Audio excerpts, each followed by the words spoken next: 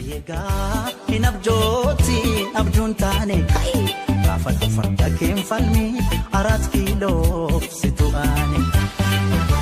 Alaa egaa hin abjooti abjuun taane gaafa manchaa keelloli 4 kiiloo situ aane.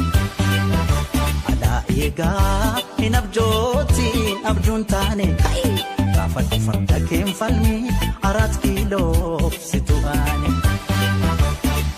Egaa hin abjooti abjuun taane gaafa farda keen falmi 4 kiiloo situ aane.